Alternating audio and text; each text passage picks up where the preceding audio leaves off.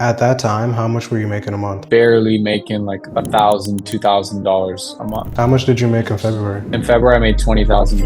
I think we met in like July or some shit, right? It wasn't that long ago. This is like 8 months ago. So 8 months ago, from 1 to 2 grand to 20 grand. How did the conversation go from the time you gave me the objection until you were like, fuck it, let's do it? You have an objection? My only other objection is I'm not moving forward today.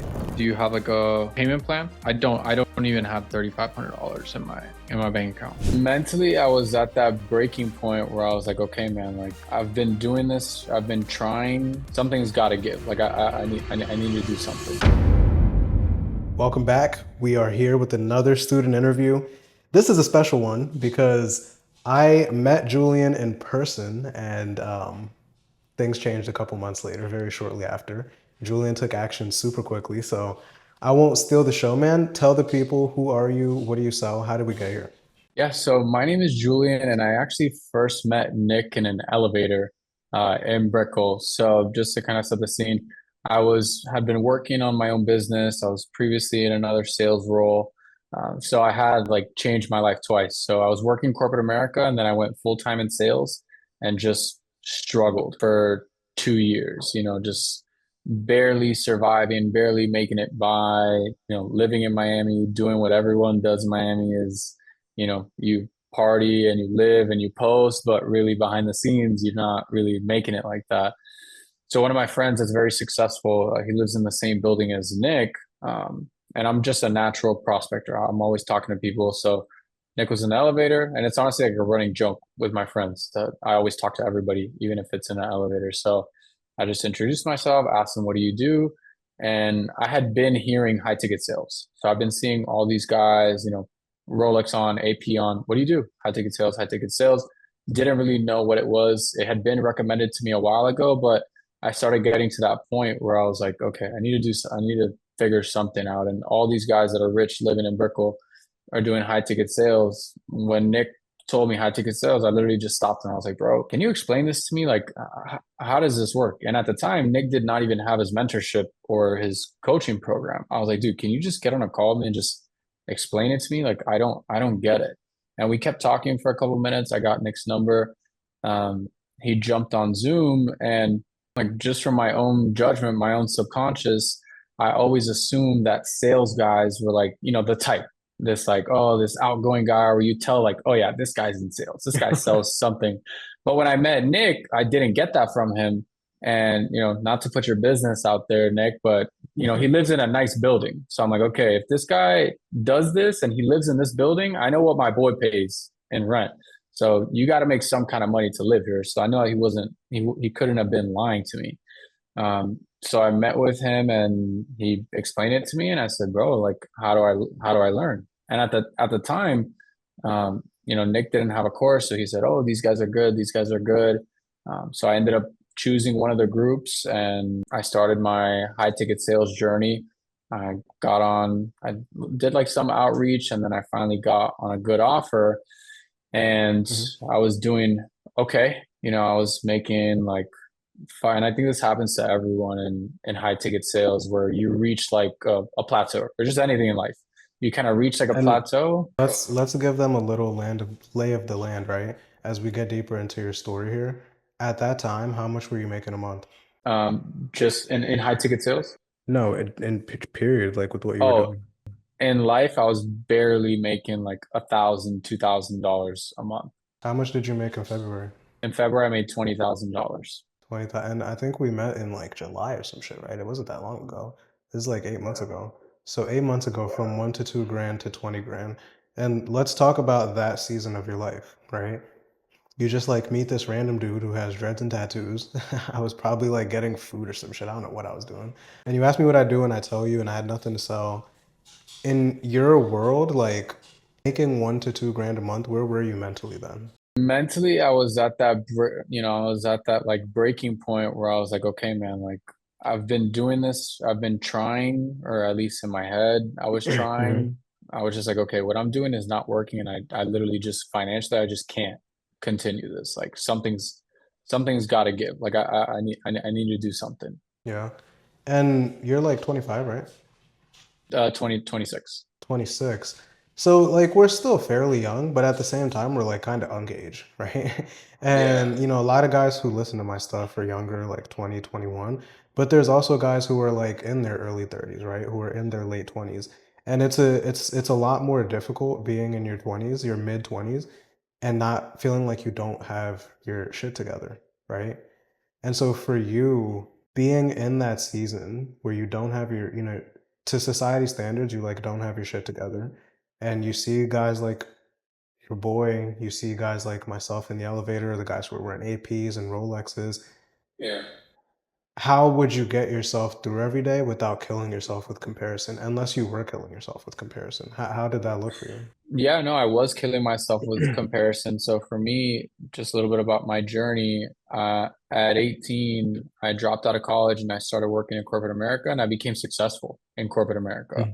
So Mm-hmm. in my corporate America, I was the man. Like you walked into my building, there was legit a poster of me in the Yeah. building. Like, no, really, I was the man. So I think what helped me was I had already gotten over the fear of starting from zero. Mm. Like because I had already quit. I had already quit my job to do sales, and then just the vehicle. I was just in the wrong vehicle. And if I could go back, I would have realized that I was in the wrong vehicle sooner. Yeah. So that was probably the biggest thing looking back. And to go on the comparison point, I was killing myself with comparison. So it reversed because when I was 19, I was making like 60 grand in corporate America while all my friends are in college, broke, working like Yeah. retail and stuff. To then it reversed because I come from like a successful friendship circle and also a successful family. My sister's an engineer. My brother went to the Marine Corps. My mom is the principal of the high school that I went to.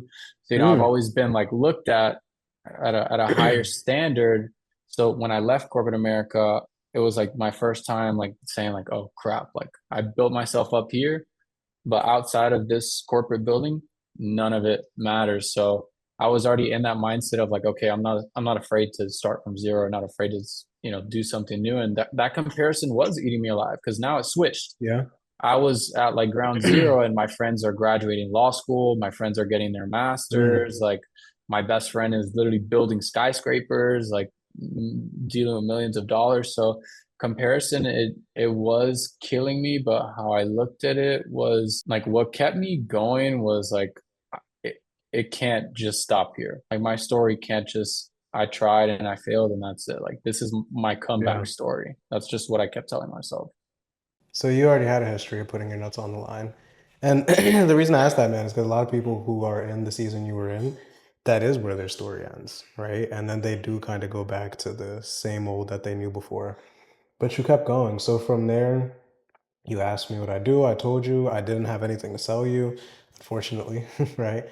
Now, you ended up moving forward on like a get into high ticket sales biz op type of program. We won't say the name. Really good guys, by the way. I just won't say the name. But you move forward with those gentlemen, and fast forward, you get on a roll, right? Because now this is a season that a lot of the people who listen to my stuff are, where they got biz opt, they're in a role, and they realize, fuck, I don't just get to take 3 calls a day and make 20 grand a month and then fucking have a mimosa by the beach. It's a lot different from that than that. So in these types of get into high ticket sales programs, what do you feel like you weren't getting when it comes to the actual skill development? I thought it was gonna be more personalized than than what they kind of made it seem to be, which Mhm. again, I was just like, just give me the key. Like just give me the Yeah. entry and I'll figure it out. Whether they actually give it to me or not, I don't care. And through that, program is how I got the role that I'm in right now. So, Yeah, yeah, so it was good so dudes. it was still good dude, still a great decision. Mhm. But what I came to realize was like, oh, just because I got my foot in the door, my growth doesn't stop here. Mm. Like there's still another level that I need to get to that I don't think what I'm involved in right now can get me there. And maybe it worked for other people because so that was another comparison thing. It's like, dude, there's other guys in here, that are making the 10, 15, the 20,000 and I'm not on a bad offer.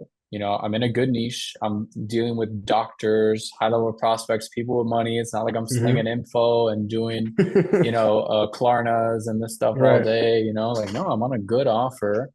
I'm working in person. So like another part of putting my nuts on the line, most people get into this because it's remote, but I actually moved to Houston from Miami. Most people make money and go to Miami in high ticket sales. I You did the moved out of complete Miami. opposite. I left Miami to move to Houston to work my offer in person. Because why not just raise the stakes even a little bit more? That's Um, crazy. That's insane. I remember when you told me that. I was like, bro, are you sure? Like, yeah, you were like, yeah, no, fucking gonna move to Houston. I was like, all right. yeah.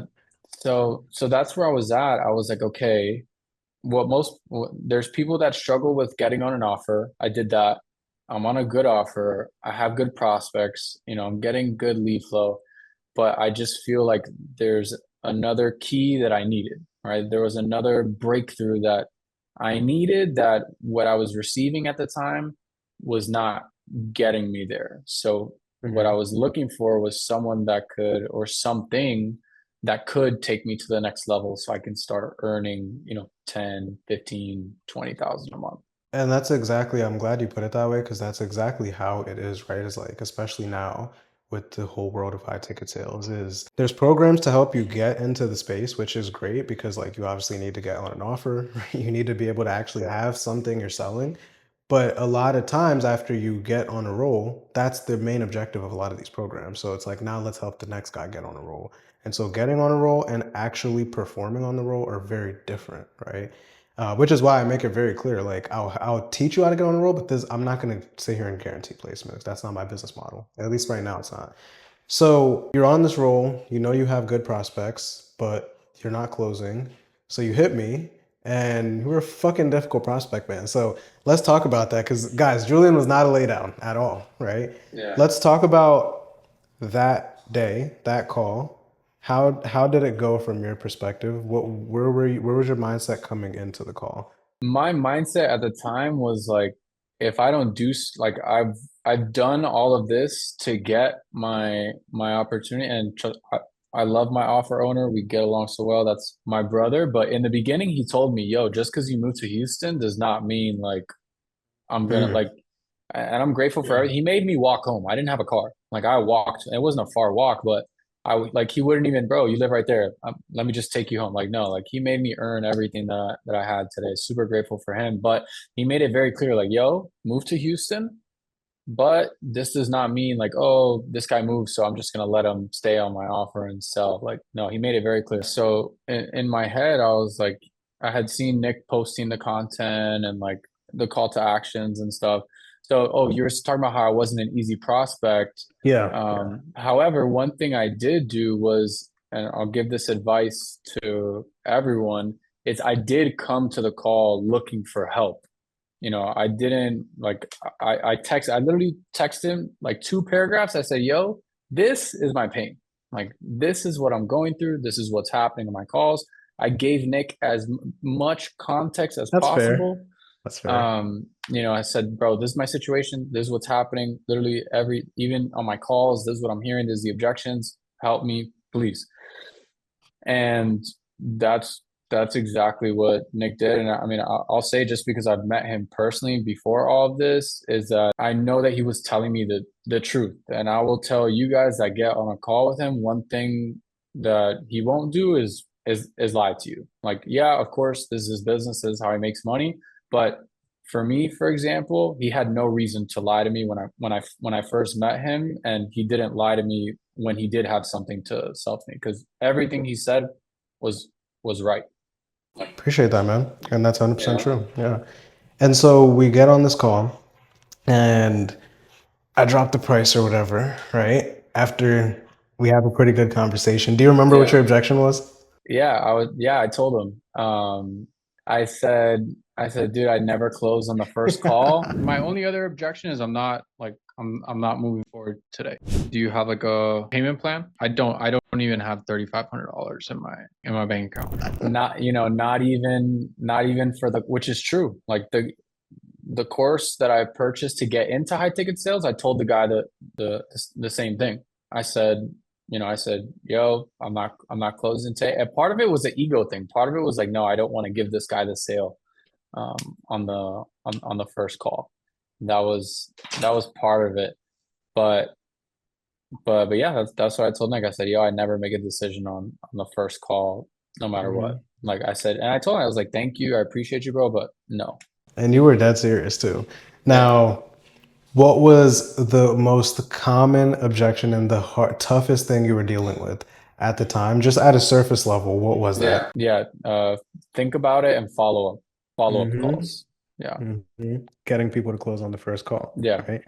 So let's talk about that for a second because fortunately you were able to get out of your own way, right? Fortunately, you were able to get the support you needed. Here we are a few months later, made 20 grand a month. But it's not always like that. And there are someone who is listening to this right now yeah.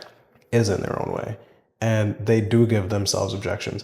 So let's talk. Tell me on from your perspective how important congruency is before even learning the skill set, before even knowing what to say on the calls. How important is congruency? It's the most important thing. One of I would say for me, like what I got from Nick, everybody will get something different working with Nick, but for me, it wasn't more so like the word tracks because I had been in sales already for 8 years. I knew how to set an appointment. Like I understood word tracks and scripts and frameworks. The biggest thing that I got from Nick and his program was the internal work that I was avoiding and that I wasn't doing. So congruency is 100% the most important thing in sales. It's all internal work because even though it's a Zoom call, they're still feeling your energy, and that was part of my problem. I had like this broke, desperate, closed-minded, hoarding money Yeah. energy that it was just feeding. That energy was feeding my prospects, the objections. Totally. Totally. It's they can feel that, right? It's like I always say, Yeah. fuck the program. They're buying you. They're buying your relationship with time, with money, your standards, right? You're who they're buying. And so it's really tough to help them overcome something that you haven't overcome yourself, right? And I remember we did a payment plan and you decided to pay me in full early because you started closing more deals. And it's Yeah. not like we had done a ton, right? In 2 weeks, like, yes, we Yeah. had did a good amount, but your energy was different. You were showing up differently, and people could feel that. And you were fucking slapping them in, slapping those deals in, right? Also, pause your Riverside or mute your Riverside. Oh, you are. Never mind. You're muted. Never mind. And Marquise, please cut that out. And yeah, so I appreciate that, man. I appreciate the transparency there, and like, if you're open to being a little vulnerable here, because it wasn't just you need to be congruent, man. Let's just move forward. Okay, fine, let's do it. It was a decently long conversation, Yeah. and so like, how did the conversation go from the time you gave me the objection until you were like, fuck it, let's do it? Yeah, no, it was, I mean, for me, and I'll be fully transparent because I know that it will help someone out there, and also just goes like Nick doing everything that he could because at the end of the day, it helped me, but Nick did everything that he could. Like I had just moved my entire life. I wasn't making great money. I was like surviving, like digging myself out of a hole. So I showed Nick my bank account. I showed Nick the debt that I had and what I was trying to overcome. And Nick got creative, right? He challenged me to get resourceful. And we did a Amex. We did a. I opened. We figured Oh it out. yeah, we greased We it. We greased it for we sure. greased it, and Nick did everything. He did everything to close me. He didn't just say, "Okay, this guy doesn't give up on the first call." And I cried on the call because it was just that release of emotion, that release of getting help. That ego death for me. That's what I needed, and it made me realize, like, damn, like this is what I want to be able to do. Like what Nick just did for me, because my offer was helping people grow their business and make more money. And I was like, damn, I know that I talk to people just like me every single day that I could help them get resourceful because I know that they want to do it. I just need to help them overcome, what they need to overcome in order to close and move forward and get the help that they need. Hell yeah. Hell yeah, man. That's important, man. And again, appreciate your vulnerability there. And thank you for sharing. It's important because especially like the way you described it, the release, like as men, we rarely do, right? We just kind of feel the shit, it builds up, and we continue to suppress it and just take our sales calls. And prospect can definitely feel that, right? They can definitely feel like this guy's not here. Um, and so I want to wrap this soon, but I want to leave the people with a little bit of tactical shit too, right? So Yeah. coming onto your calls, what did you implement tactically that actually led to you making 1 grand to 20 grand a month? What I implemented tactically, and I see it as a very common mistake now, is trying to use my likeness because I'm a pretty likable person. I'm a nice person, but that doesn't sell. You know, just trying to be likable and trying to be funny and trying to make them like you will get you, oh yeah, follow up next week and you'll stay in follow up hell. Um, so what I learned was the respect, right? So teaching people how to like showing or demanding the respect from your prospect and also behaving that way to where they respect you and you're holding them accountable and they're like, "Oh shoot, like this guy's actually going to help me. He's not Mm, going to sell me and let me not waste his time." Because people will mm, buy from you just because they're like, "Wow, look at how much time, like how much this guy actually tried to help me. I want more." yeah. So tactically, commanding the respect, not relying on fake rapport and oh the weather, my cousin lives there. Getting the respect and also holding the prospects accountable whenever they do tell you some BS. Like you can't, even if it's in the first minute of the conversation, you cannot let a prospect let BS slide because if you let it slide in the beginning, they'll be like, oh, I can tell this guy BS and he's not gonna call me out. And then you can't start off as Mr. Nice Guy and again, congruency. You can't be Hmm. Mr. Nice. You can't be Mr. Nice Guy in the beginning and then be Mr. Objection Handler, accountability at the end. Like, where the fuck did this come from? You know, one of my more popular reels, it's not pinned anymore, but it probably got like 30 to 50,000 views, close to 100,000 views, was me giving you advice. And I told you, don't call him brother. So if anyone's been following me for a while, the reel where I'm like, don't call him brother. That reel was me talking to you about this same thing, and it had people enraged. People were so angry. They were just in the comments cooking me. I think one of Yeah. my old bosses found the comment from like 5 years ago. It's crazy, right? Like, all I'm saying is you need to demand respect, and it had people so Yeah. infuriated, and it's probably a reflection of what they're not doing on calls. And so that's good that that's the thing you picked out. Julian from a couple months ago is sitting here listening to this right now. What would you tell him, or how would you tell him to get out of his own way? What does he need to hear right now to end this off? What he needs to hear is, putting your balls on the line is what got you here. Doing it again and doing it more, that's what's going to help you take it further. So playing it safe, playing it cool, it's only going to hold you back. Get the help, spend the money, whatever you have to do, get resourceful, um, because it will come back. It might not come back when you want it, but it will come back, and it certainly has for me. Amen. Amen. I love that, brother. We got to do another one in person, man. Next time you're in South Florida, we got to do another one in person. Well, I appreciate you a lot. As always, thank you for listening. Make sure you like, comment, subscribe. If you want to get similar results as Julian, you're actively selling on an offer, or you want help getting on an offer, hit the link below. As Julian will tell you, I work very closely with everybody, so it's not a marketing thing. Like, I literally can't take on more than 5 new people a week. Like, you could tell how the calls are not very crowded because Yeah. of how much I pour into you. So if you want to be called out on your shit, if you're ready to be congruent, you're ready to hit those 20K months, hit the link below. If not, I'll see you in the next one. Peace.